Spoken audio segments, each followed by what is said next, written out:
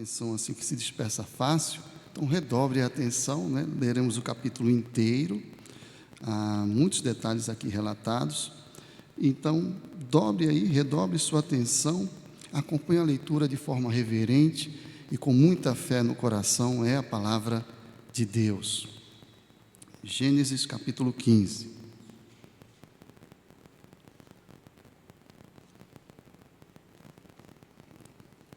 Assim nos diz a palavra do Senhor. Depois destes acontecimentos, veio a palavra do Senhor a Abrão numa visão e disse: Não temas, Abrão, eu sou o teu escudo, e teu galardão será sobremodo grande. Respondeu Abrão: Senhor Deus, que me haverás de dar, se continuo sem filhos e o herdeiro da minha casa é o Damasceno Eliezer? Disse mais Abrão: A mim não me concedeste descendência, e um servo nascido na minha casa será o meu herdeiro. A isto respondeu logo o Senhor, dizendo: Não será esse o teu herdeiro, mas aquele que será gerado de ti será o teu herdeiro. Então conduziu-o até fora e disse: Olha para os céus e conta as estrelas, se é que o podes. E lhe disse: Será assim a tua posteridade. Ele creu no Senhor e isso lhe foi imputado para a justiça. Disse-lhe mais: Eu sou o Senhor que te tirei de Ur dos caldeus para dar-te por herança esta terra. Perguntou-lhe a Abrão: Senhor Deus, como saberei que hei de possuí-la? Respondeu-lhe: Toma-me uma novilha, uma cabra e um cordeiro, cada qual de 3 anos, uma rola e um pombinho. Ele, tomando todos esses animais, partiu-os pelo meio e lhes pôs em ordem as metades, umas defronte das outras, e não partiu as aves. Aves de rapina desciam sobre os cadáveres, porém Abrão as enxotava.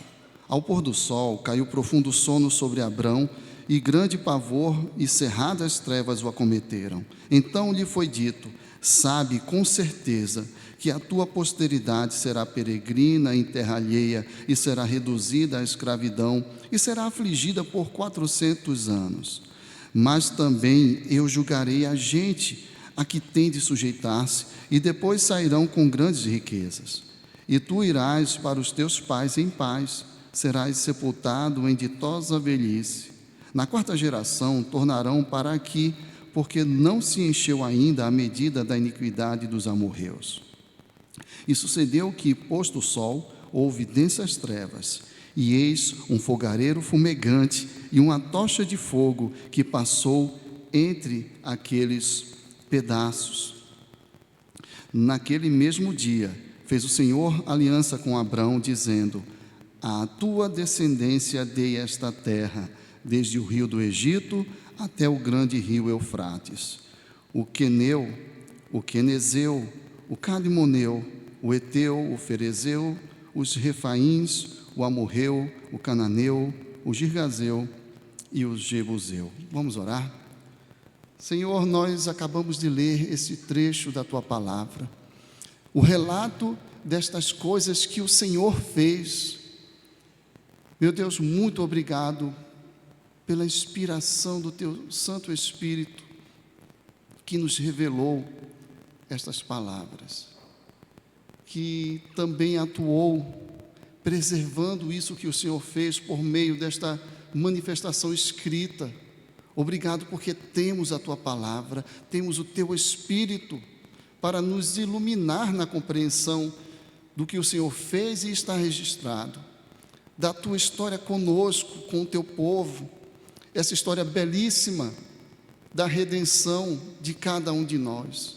Agora, Senhor, nós te rogamos humildemente, pela graça e mediação que há em Cristo Jesus, que o Senhor nos ilumine o entendimento, que o Teu Espírito atue em nós, mediante a pregação da Tua palavra, para que haja mais vida, mais consagração da nossa vida ao Senhor, maior entrega de nós a Ti, maior arrebatamento de nossas consciências, nossas vontades, nossas inclinações, todas conquistadas pela Tua graça, pelo Teu amor, que se revelam no Teu Evangelho. Que o Senhor faça em nós aquilo que Te aprouver, Que o Senhor nos santifique mais, que o Senhor nos dê mais vida a partir da Tua palavra em nós. Rogamos que seja assim, Pai, em nome de Jesus. Amém. Meus irmãos, nós estamos dando continuidade, como vocês sabem, à série de mensagens Deus Amigo.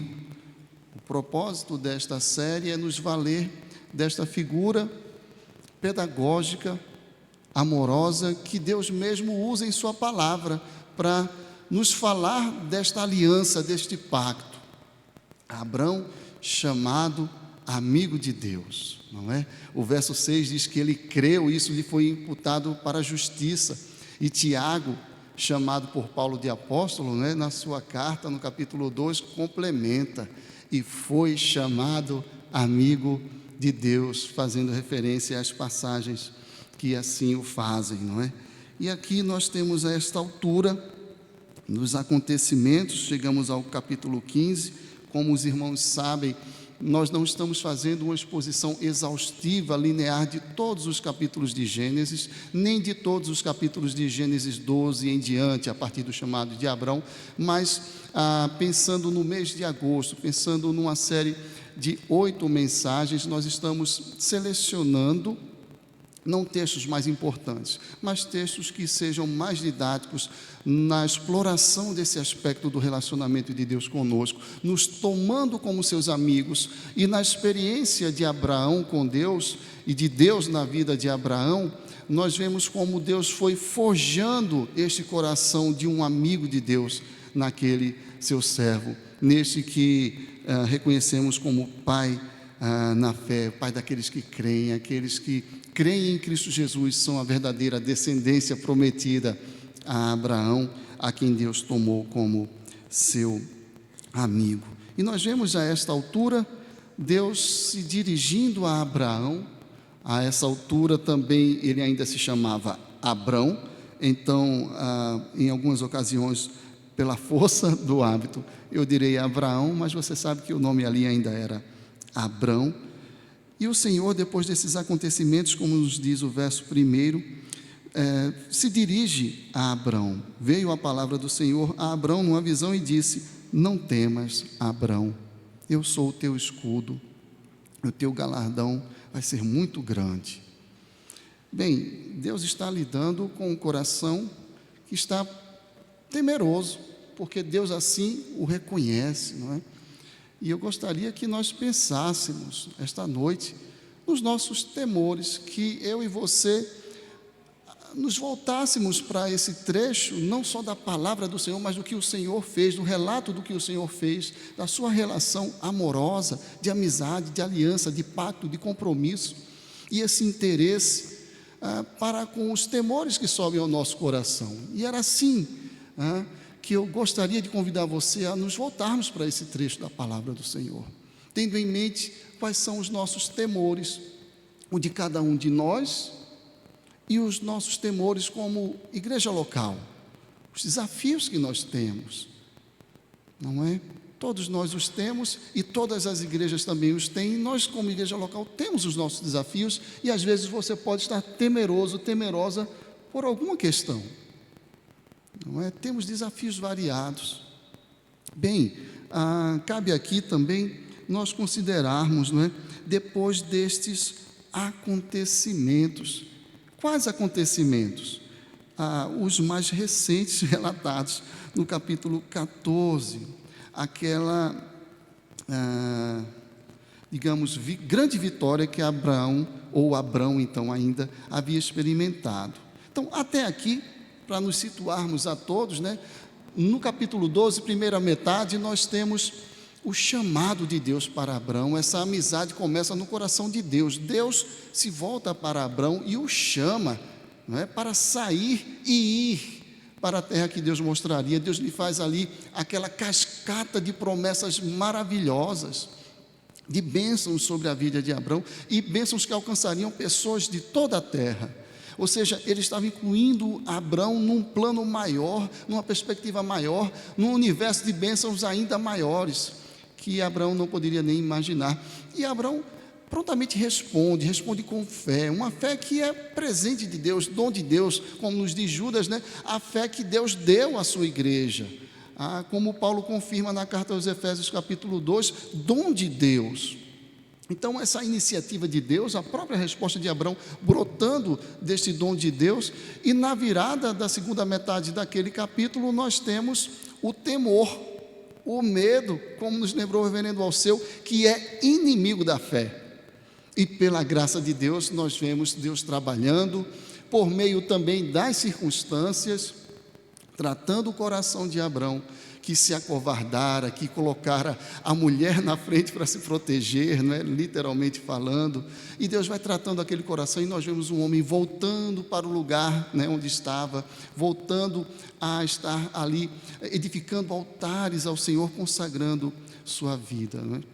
Hoje pela manhã nós vimos já um Abrão com a fé fortalecida novamente, progredindo, contrastado com Ló, seu sobrinho, que não caminhava pela fé, mas erguia os olhos e via as vantagens, não é isso? Ouvimos hoje pelo presbítero Daniel, e como Abrão ali serve de um modelo, daquilo que a graça de Deus faz, trabalhando os corações de crentes variados, porque Ló também um crente, né?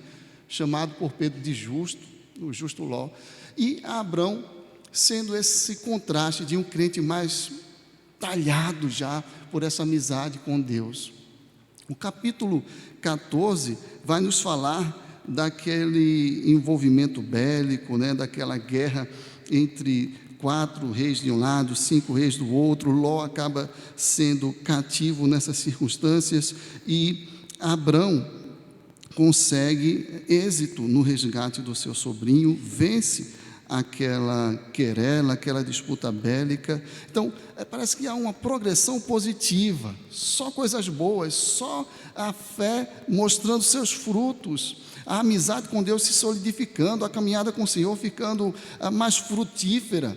Ele é abençoado por Melquisedeque, né? Uma tipificação mesmo de Cristo, aquele sem início de dias, não é? Rei de Salém, rei da paz, a quem ele entrega os dízimos. Ele dá até uma esnobada num dos reis que tenta, né, agradá-lo, e diz: eu não quero nada para você não dizer que me enriqueceu. Então, assim, tudo dando certo.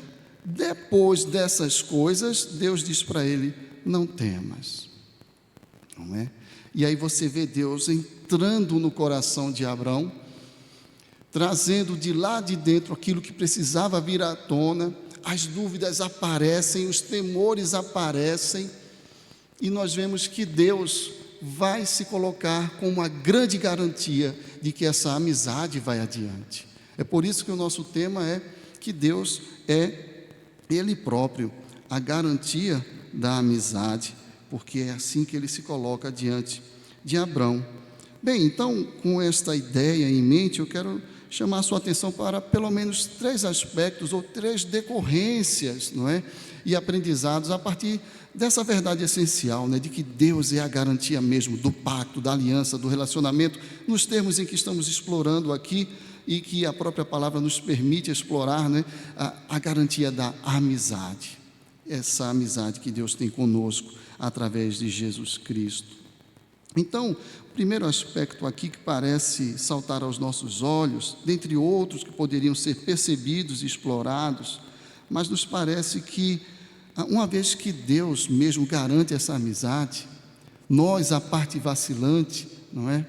Às vezes demonstramos as nossas dúvidas. Então, nesta amizade que está garantida em Deus, existe lugar para crises, existe lugar para as dúvidas, existe lugar para o medo.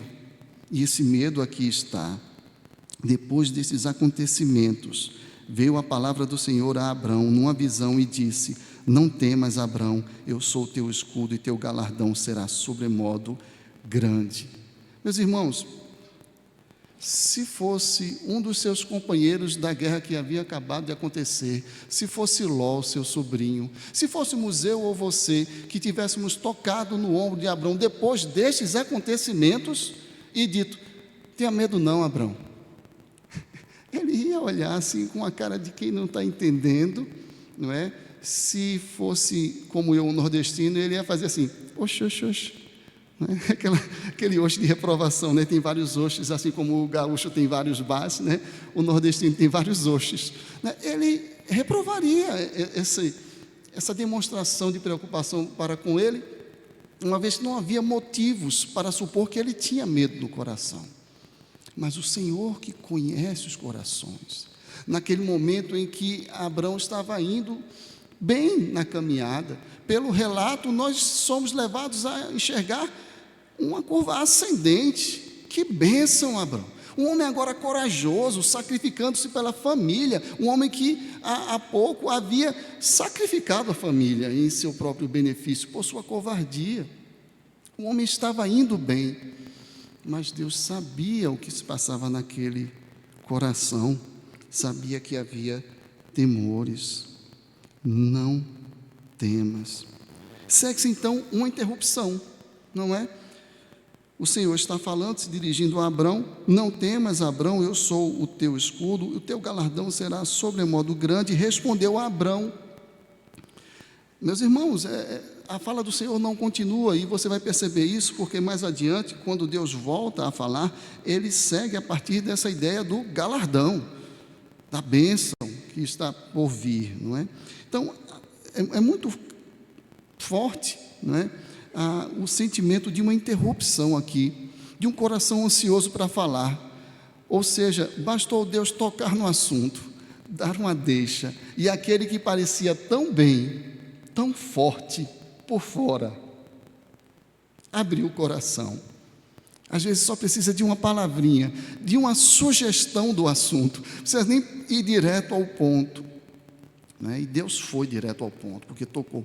Não temas, eu sei que tem temores aí nesse coração, meu amigo.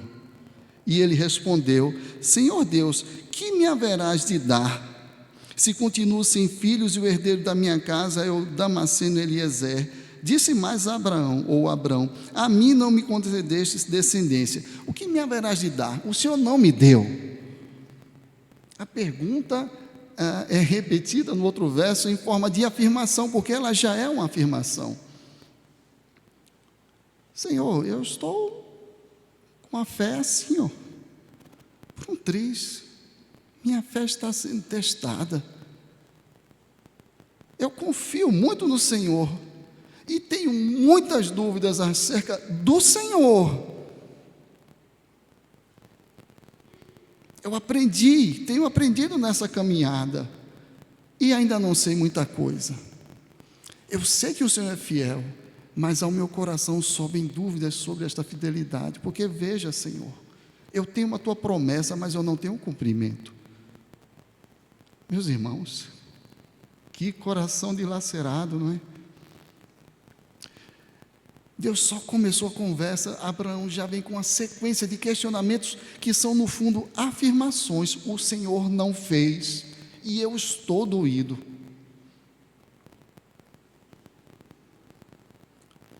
Que me haverás de dar, se continuo sem filhos, e o herdeiro da minha casa é o Damasceno Eliezer? Disse mais Abrão: a mim não me concedeste descendência, e um servo nascido na minha casa será o meu herdeiro. Diferente do que o Senhor já estava me dizendo, essas são as circunstâncias, mas ainda assim é um homem de fé. Note esse vocativo, né? Senhor Deus, o nome especial do pacto, dos aliançados, dos amigos do Senhor, o nome do seu povo, não é? O nome que Ele nos deu. Senhor Deus, Senhor poderoso, Senhor majestoso. Eu não estou vendo as promessas na minha vida. Meus irmãos, será que então aquele Abrão da segunda metade do capítulo 12 voltou? Não é? Tínhamos um Abrão cheio de fé, ouvindo o chamado, obedecendo. Tivemos o Abrão acovardado, porque a fé e o medo são inimigos, não é?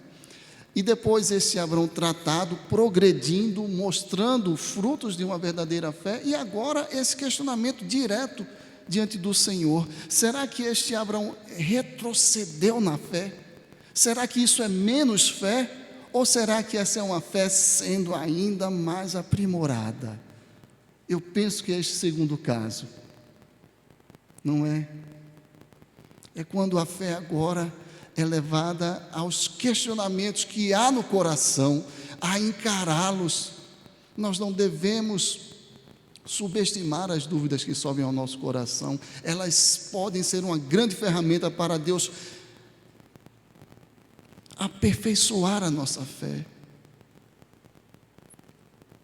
Tiago nos lembra, não é? Meus irmãos, tende por motivo de grande alegria o passardes por muitas provações, sabendo que a provação da vossa fé, uma vez aprovada, uma vez confirmada, produz perseverança. No Evangelho de Mateus, no capítulo 11, a partir do verso 2, eu não vou ler, vou apenas mencionar e você pode consultar e verificar. João Batista encarcerado, João que havia dito acerca de Cristo: este é o Cordeiro de Deus que tira o pecado do mundo, é Ele. Nas circunstâncias que colocaram sua fé em xeque, manda perguntar ao Senhor: és tu mesmo ou haveremos de esperar outro? E Cristo responde aos servos de João, né, aos seus discípulos, perdão. Vejam, digam a ele o que está acontecendo. Os cegos vêm, os coxos andam, o Evangelho é pregado aos pobres, os mortos ressuscitam. E depois Jesus se dirige aos demais e diz daquele que compartilhou consigo, com Cristo, sua dúvida na fé, que não há nenhum nascido de mulher comparável a João. É este João que recebe este elogio de Cristo. A diferença aqui está em que, em vez de se voltar para os subterfúgios humanos, para os estratagemas, para o jeitinho, como ele fez na segunda metade do capítulo 12, agora Abraão está abrindo o coração diante do Senhor e dizendo: ajuda-me na minha falta de fé. E Ele ajuda, nós sabemos, Ele ajuda, Ele nos socorre. A fé precisa ser tratada assim também. A fé verdadeira é a fé que admite suas dúvidas e que procura o Senhor em quem temos fé. Então as suas dúvidas devem ser dirigidas ao Senhor da sua fé. Foi assim que João Batista fez. Foi assim que o Abraão, agora com uma fé mais robusta, fez. Senhor, eu tenho dúvidas, eu estou duvidando, as circunstâncias, Senhor, têm sugerido que o Senhor não está sendo fiel, as circunstâncias têm sugerido que o Senhor não está usando o seu poder, porque ele se referiu a Deus nesses termos, né? Senhor Yahvé Adonai. Mas este Senhor que quer fazer, porque é o Senhor do pacto, não é? Que ama para fazer, e que é o Adonai, o Senhor que tem poder para fazer, não está fazendo. O Senhor não está fazendo. E ele fala isso para Deus.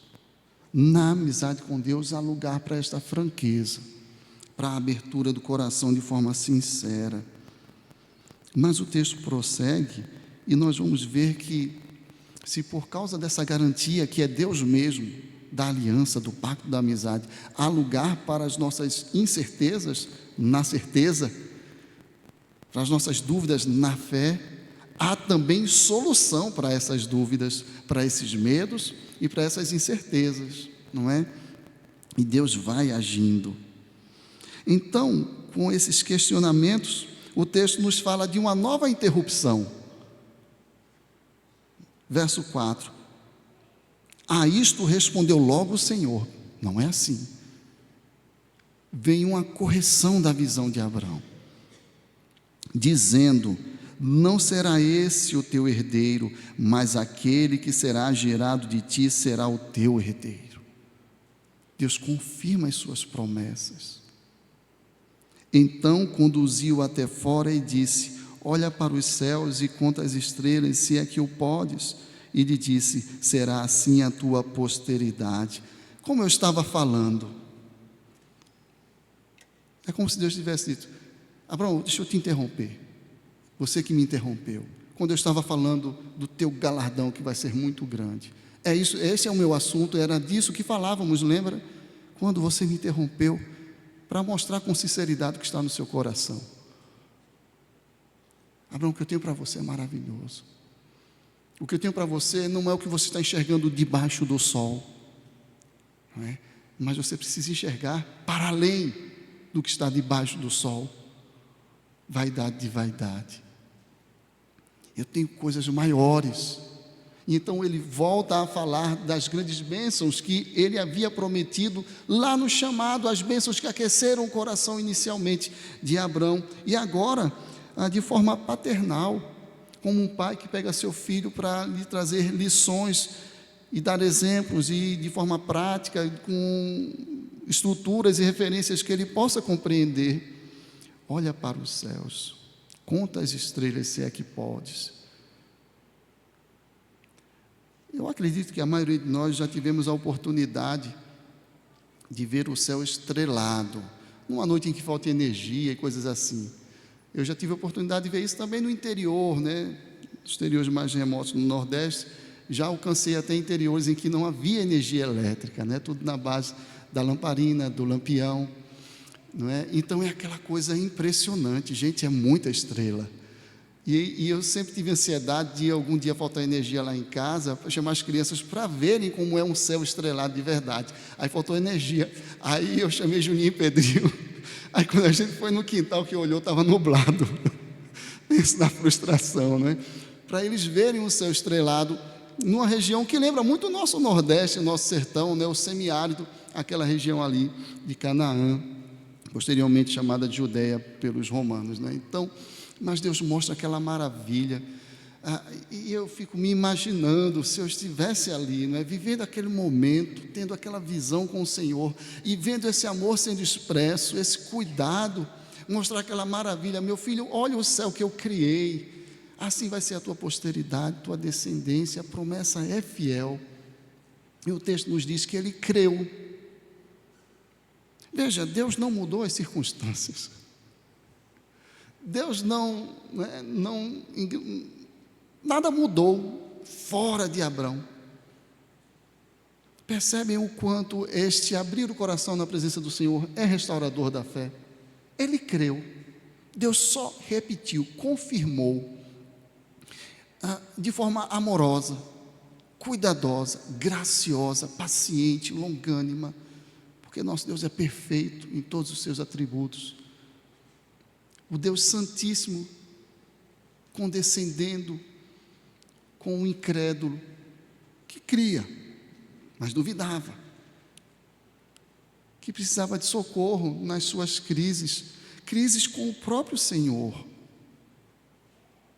E Deus graciosamente trata aquela fé, porque na amizade com o Senhor, nossas crises têm solução. Deus mesmo as soluciona, com promessas e também com atos.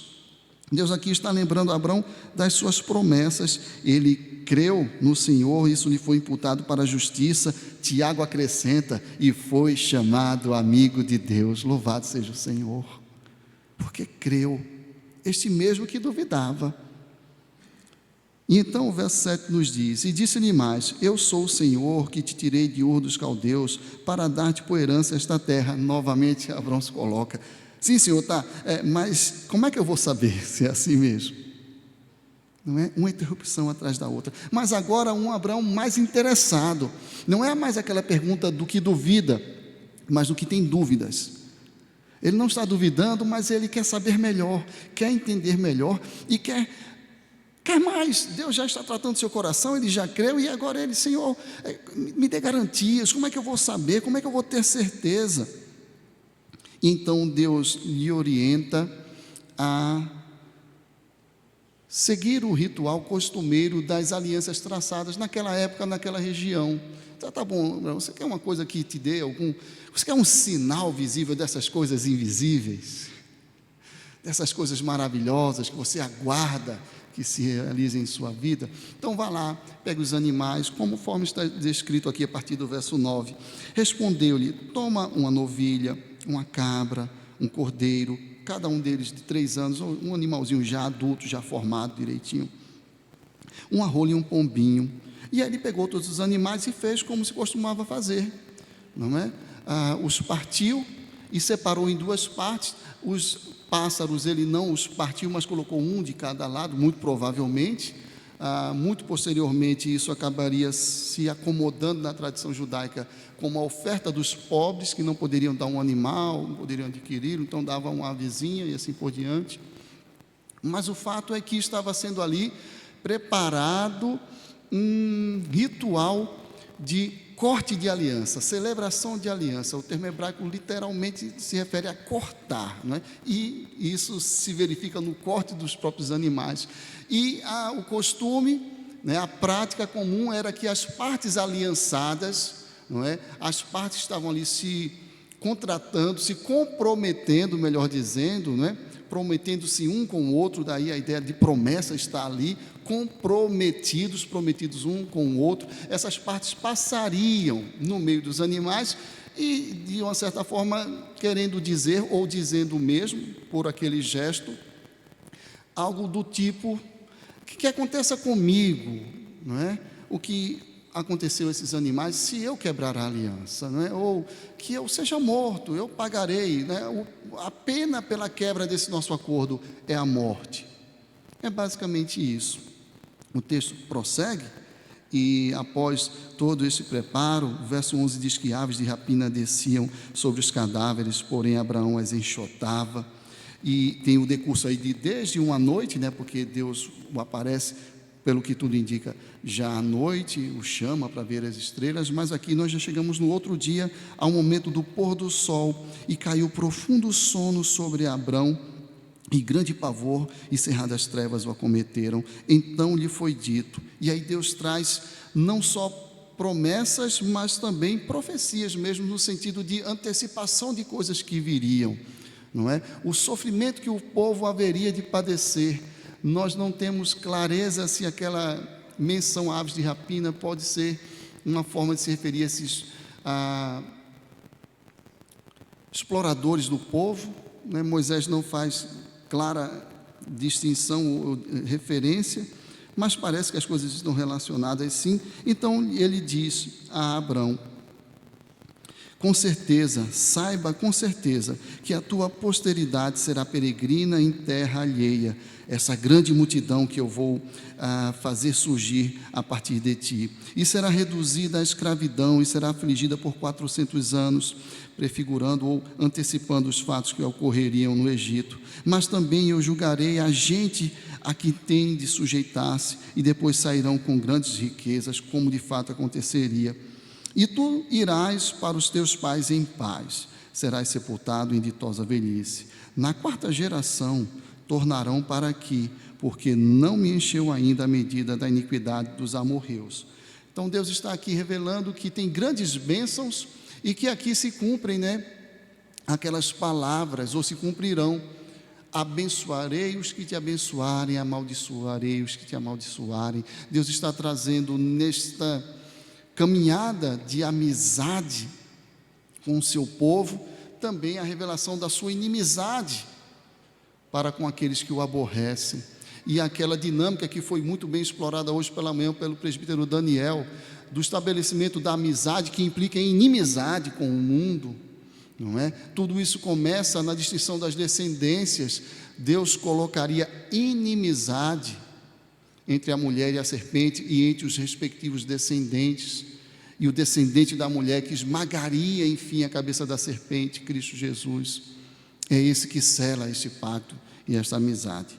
Então Deus está falando aqui de salvação, portanto também de juízo. E sucedeu que, posto o sol, houve densas trevas, e eis um fogareiro fumegante e uma tocha de fogo que passou entre aqueles. pedaços. Se aquelas trevas apontavam para os temores que havia no coração de Abrão, a presença de Deus é aqui representada por este fogo, não é? Descrito dessa seguinte forma: eis um fogareiro fumegante e uma tocha de fogo que passou entre aqueles pedaços. Sucedeu que, posto o sol, houve densas trevas. Meus irmãos, nós sabemos que no dia em que Cristo foi entregue por sacrifício,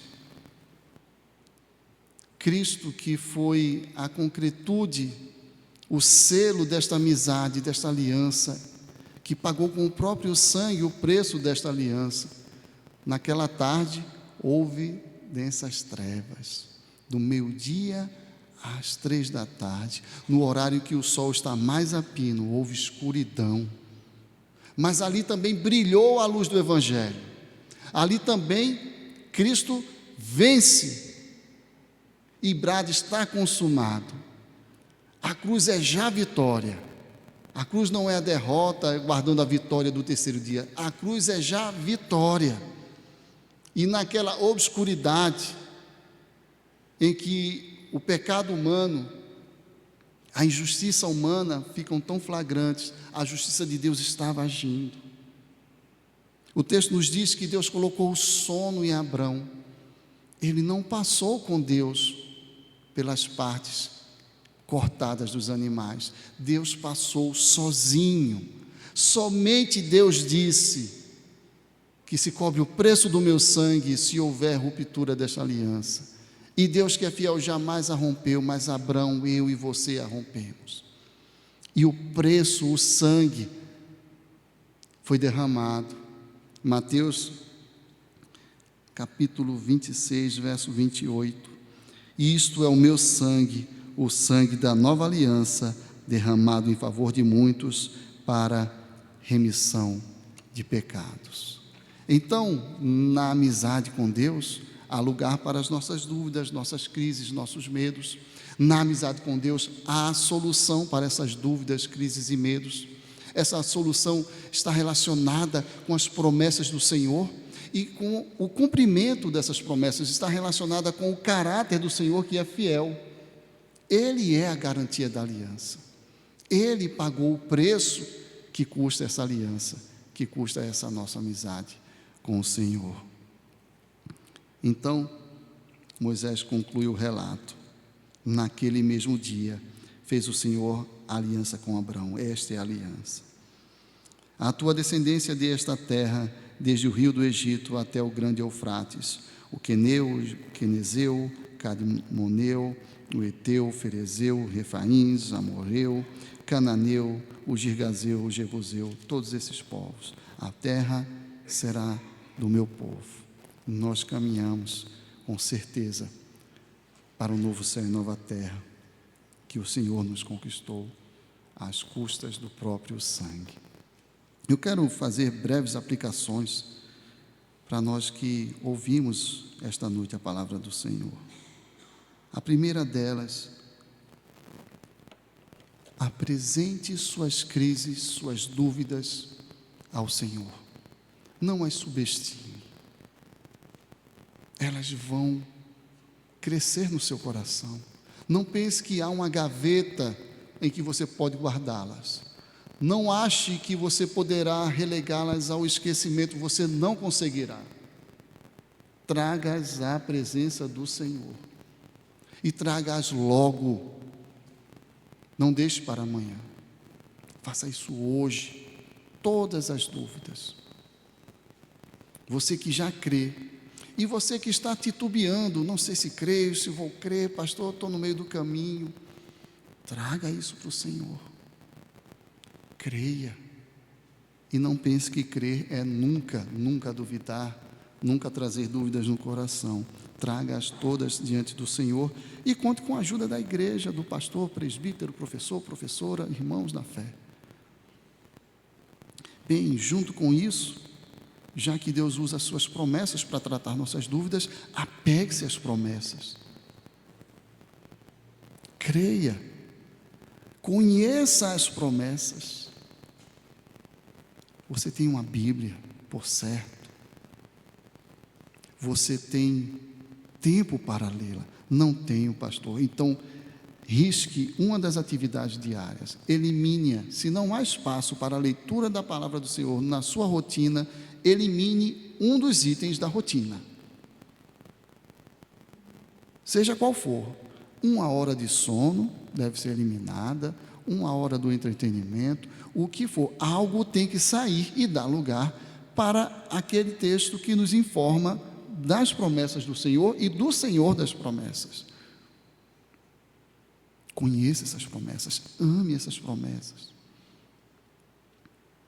Confie no Senhor. E também usufrua dessas promessas. Não é? Nós, ao longo de toda esta celebração, falávamos das maravilhas que estão sobre nós, que cada ato de adoração aqui, apresentados diante do Senhor, são uma manifestação da nossa fé. É nisso que nós cremos e nós nos deleitamos nessas verdades, nessas maravilhas. Usufrua, participe dos cultos, esteja presente, envolva-se, né? Deus te chamou, Deus te deu dons, e as frentes de trabalho estão aí. Envolva-se nas atividades da igreja. Esteja aqui nas quartas-feiras, né? Nós estamos retomando, né, depois desse pequeno recesso de julho, estudando a lei do Senhor, uma série de estudos intitulada Para que Vivas.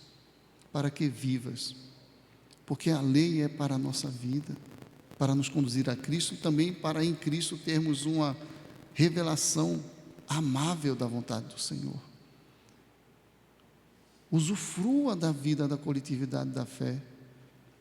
Que Deus nos abençoe, que nos dê uma fé crescente e que estejamos seguros que a amizade com o Senhor está garantida nele próprio. Vamos entoar o cântico Digno é o Senhor.